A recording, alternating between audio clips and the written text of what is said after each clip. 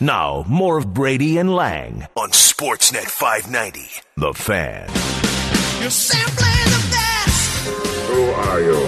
Flash Gordon, quarterback, New York Jets. This is the American fantasy right here. A professional NFL player is called upon to save the world. Yeah, Tom Brady could do that. Tom Brady could do that. That's awesome. It wasn't the best line in Ted. It was about the 8th best line in Ted, but it was close. Or we'll get Ted on the bus. Have you not seen Ted yet? We have seen Ted on the bus, yes. Did you enjoy it? I went to see Ted in the theater before I saw it on the bus. Heavens. Yeah, that's a bad admission, right? Look at you. I envy you. I couldn't get anyone to go see Ted with me. I'd known you were going. This is why I go to movies by myself. I was like Brian Burke last week, going to movies by myself. With your tie undone. Nobody even fired me yet. Give it time. Yeah, it could happen. What time is it now? Kevin Cheveldayoff's the GM of the Winnipeg Jets. He goes to movies with people.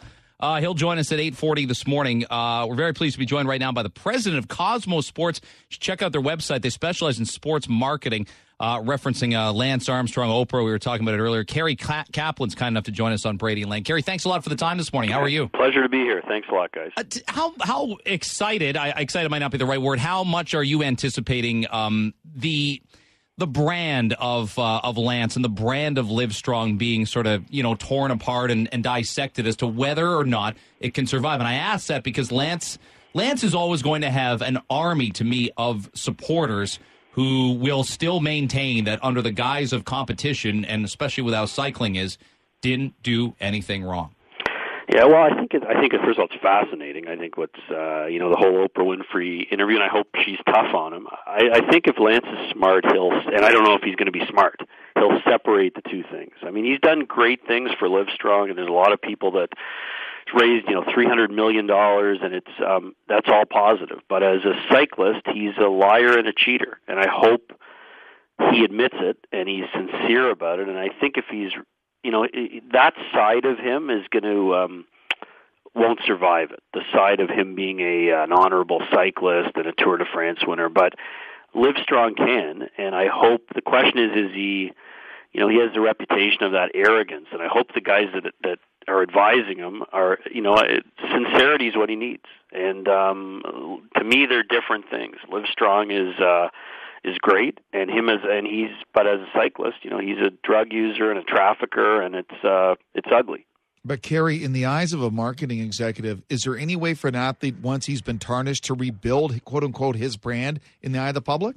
Well, that's the thing. I don't think he can rebuild his cycling brand. He's not going to get any sponsors. Sponsors have long memories. If you're Coke or Gillette or Oakley, you're not going to come back to them in 20 years because it taints your brand. But fans are more forgiving. And what I really think is on the Livestrong, a lot of people have forgiven him already that are cancer survivors and have suffered, and I think the forgiveness could come on that side. But the problem is I think you get the impression he's coming back, he's doing this for the wrong reasons. If he's doing it to race again, that's terrible. If he's doing this because he wants to admit that he cheated and lied for 15 years, and he's going to apologize person by person to all his former teammates, and that's the right thing to do. I don't know if he's got the humility or the people around him are advising us properly. So my answer is there's a way to at least, for the sake of Livestrong, to come out of this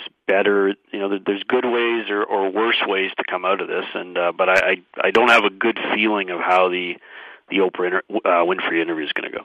Cary Kaplan's joining us from Cosmossports, spelled with an S at the end, like the former New York Cosmos, cosmossports.com, the website. I'm always, I guess I'm not surprised, but I'm fascinated with guys that can get back into the mix and become pitchmen. We're obviously seeing a real renaissance with Ray Lewis being injured this year, and branding-wise, I see the commercials. He's got the angel wings. He's answering questions from an adorable little girl at a press conference. I'm going, wow. He can do this, and Marion Jones can't, and Barry Bonds can't, and Roger Clemens can't. We accept a lot of things in sports from people with not great character sometimes, and we just don't accept cheating. Well, you got it right. Tiger Woods just did. There's a great ad with Rory McIlroy. Tiger Woods is acceptable, and Ray Lewis, and there's some awful things that people have done. Kobe Bryant, but if you cheat your sport. there's a long history. Mark McGuire is not doing any commercials. Neither is Pete Rose. And that's the tough one. It seems like sports fans are not willing to forgive anybody that cheats. I think where Lance Armstrong has a slight difference is the Live Strong is that's something great that he created, and I think if he sticks there, again, that's where I think there's an upside. But no, people aren't going to forgive him. Corporate sponsors are not going to forgive him. I just hope that there's a real sincerity here. Cary, at one time, Lance Armstrong, at his peak before his whole empire collapsed around him, he was a global brand, as big as it is in the planet. Who would you categorize in that sort of milieu right now, that level right now in the world? There are very few. Roger Federer, maybe. Tiger Woods. There's some soccer stars. Lionel Messi can do that, but there aren't a lot, and that's where the sadness is. It's sad, and I would even say that Armstrong's situation's worse because none of these other athletes that we talked about coerced their teammates to use steroids. I mean, Lance Armstrong was charged by the USADA with trafficking. I mean, that's, worse to be a drug dealer than it is a user. So he's very few. I think Roger Federer is a good example of a model athlete, global brand that hasn't compromised his brand, but there aren't a lot of them.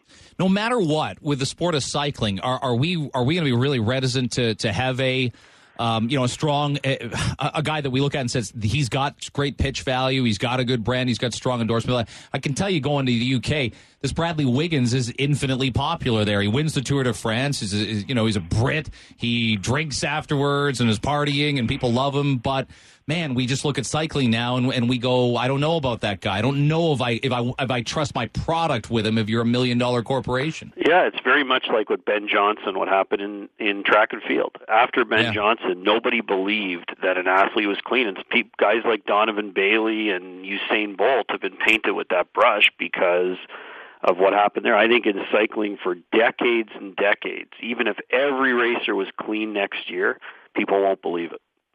Thanks so much for the time this morning, Cary. We greatly appreciate it. Great. Thank you, guys. Cary Kaplan joining us, president of Cosmos Sports.